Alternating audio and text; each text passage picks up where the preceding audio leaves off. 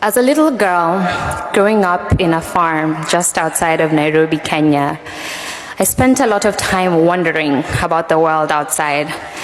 I spent my weekends watching TV and listening to music. I watched old 60s movies on school nights when I was supposed to be asleep. And I read a lot of books. I mean, a lot of books. I devoured media because I was thirsty to understand the world outside the confines of my otherwise simple, comfortable, and incredibly joyful upbringing. So it was no surprise that everything I knew about America, I knew from media. And this was before social media, so the variety of images I had of the United States was limited to what movies wanted me, an outsider, to know about this land of the free and home of the brave. I watched movies about American high schools in particular, and I found them absolutely fascinating. And I learned a lot. For example, I learned that in America you could walk out of classes before teachers dismissed you, just as long as the bell had rang. And I thought to myself, indeed this is the land of the free and the home of the brave. Because that kind of behavior wouldn't fly where I'm from. In America, becoming homecoming king and homecoming queen was a big deal, but I never understood where home was or where people had gone enough to be coming. I also learned that in America, everyone was always looking for a prom date, and that if you dropped your books and someone picked them up for you and gazed into your eyes, then at the end of the year, they would become your prom date. To date, I find it utterly impressive that the content was that consistent across the board. You watched Mean Girls and it was like you had watched everything. Yet these thoroughly analyzed case studies of my peers could never have prepared me for the past 4 years as an international student at Harvard. In fact, in a way, I held a lot of misconceptions about the United States because of them. Now, I know, more often than not, this phenomenon happens the other way around. For instance, if I walk into a room and I say, "Hi, my name is Moabe and I'm from Nairobi, Kenya," a lot of things might go through your mind, like, "Wow, she speaks such good English." Or perhaps you might ask yourself the age-old question, and what I'm sure we are all wondering today. I wonder whether she's listened to Ariana Grande's music. Yet in the same way, I too had my own stereotypes about the United States. There were stories I had heard throughout my life that had embedded plenty of assumptions in my mind. Racial stereotypes, stereotypes about people from different socioeconomic backgrounds, stereotypes about American preferences.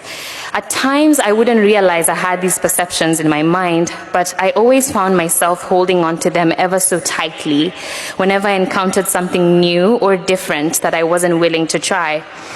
The thing with stereotypes that makes them so powerful is that they menacingly appear to be true, and that it can be so comfortable to hold on to them because predictability is easy to work with. Nuance makes things complicated. Nuance doesn't fit into policy or captivating film narratives. And once you're comfortable enough in what you know, there's no reason to step out of it. I have always been fascinated by people, cultures, history, why we think the way we think based on where we grew up or our experiences. And it was this fascination that led me to the anthropology department. I was excited at the prospect of a concentration where, for the most part, I got to observe people and theorize about why they do what they do. At first, this started as a self-centered process. In the midst of my debilitating homesickness and reluctance to adjust, I needed an excuse to get out of having to engage with this new country and its people by delving deeper to understand myself, my roots, and my culture. On any lovely Wednesday afternoon, you'd find me at a section in Toza, either finding a way to connect every possible theory to the African continent, or vehemently retorting to something a peer had said. And it always sounded like, well, I just want to push back on that for a little bit and say that that is based on a very Western framework of thinking. Around my friends, I started every statement with "in my culture," especially when I didn't want to try something new, like, "In my culture, we don't eat quinoa." Or, "In my culture, we don't ask professors about their weekends or agree to call them by their first names." I'm sorry, Rakesh. And while this transformative liberal arts education has given me the tools to explain where I'm from, or why you won't find me running by the Charles in the winter when no one is chasing me, self-centered intellectual pursuit can get incredibly dissatisfying and ultimately lonely. And so I began observing Americans instead. Away from the images that had for so long filled my head, I promptly began my fieldwork outlining the rituals among American 20-year-olds, their sociality, their tribal customs and norms, what they found taboo to talk about in public, their different kinship systems and values for concepts like personal space, and how "how's it going" isn't actually a question about how it's going. Eventually, I too began to participate in the natives' rituals, annual festivals like the Super Bowl, and this collaborative activity that was creating a March Madness bracket. I started watching American news as an empathy exercise, really.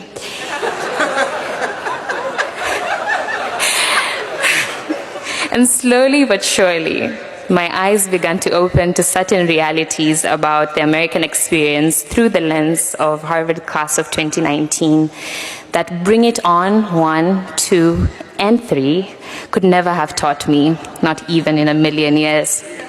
There were experiences that brought us together as a community and reminded me of the universality of our experiences. It was in the looks of awe and amazement, and chagrin for some, when we witnessed Adam's house rise like a phoenix from the ashes, blessing us with what had to be the greatest housing video of all time. Go Adams. It was in your faces every time you worried about the inequalities of your education system. It was in your pain when another unarmed black man was shot. It was in the face of an understaffed homeless shelter and an increasingly gentrifying town. Now, I know Harvard is not representative of the entire United States. In fact, if anything, this heavily endowed bubble is far from the reality faced by millions in this country. But if there is anything I am thankful for, it has been the opportunity to have been part of class of 2019, a class of strong, talented, beautiful, smart, ambitious young people who have shared with me little snippets of where they're from and where they hope to go. And so at the end of this anthropological study, I would like to share with you all my findings based on the statistical sample that has been my interactions with the class of 2019. The most important of them being that people are people, and joy is joy, and pain is pain everywhere. And we cannot limit ourselves to what we know based on where we come from. In the same vein, let it not be that this Harvard experience becomes our culture, if you will, that we get so attached to bleeding this crimson blood that we're so unwilling to step out and be challenged to learn something new or presently engage when we encounter something or someone different. Statistically speaking, those who have left these grounds have had a palpable impact in the world. Those who have gone ahead of us have disrupted culture, transformed global politics, revolutionized economies, and we will most probably go ahead and do equally significant things, if not more. But these accolades, these achievements, do not make us any better, our lives any more valuable, our joy any more valid, our anger any more justified than the man across the street for whom every dollar counts. And this is in no way meant to devalue our worth. If anything, it takes away this pressure that we need to prove a point to the world, that we need to prove that we went to Harvard and did enough with this opportunity. Class of 2019, you graduate from Harvard, but you're worth so much more in and of yourself. And so I implore you, in the words of the great philosopher of our day, Pulitzer Prize winner Kendrick Lamar, sit down, be humble. Humility not being defined by how much we downplay the power that comes with a name. Humility not being saying to those who ask that we went to a school in Boston. But humility being the willingness to see all humanity as equal, Harvard degree notwithstanding. Humility being the willingness to learn as much as we can about those different from us, outside what we know, and then using this Harvard degree to, as we say in Kumba, do what we can with what we have to leave a space better than we found it. The world is in need of more people who walk through life with this sense of wonder. People courageous enough to engage with that which is different or strange or even unacceptable, willing enough to step out of what they think they know, and humble enough to learn from each experience. More than ever, our generation needs leadership that is willing to love and serve within this rare blend of courage and humility. Courageous enough to secure the bag, humble enough to do it without letting it define you. It is my hope, class of 2019, that it shall be said of us that we embodied this in the years to come. Thank you and congratulations.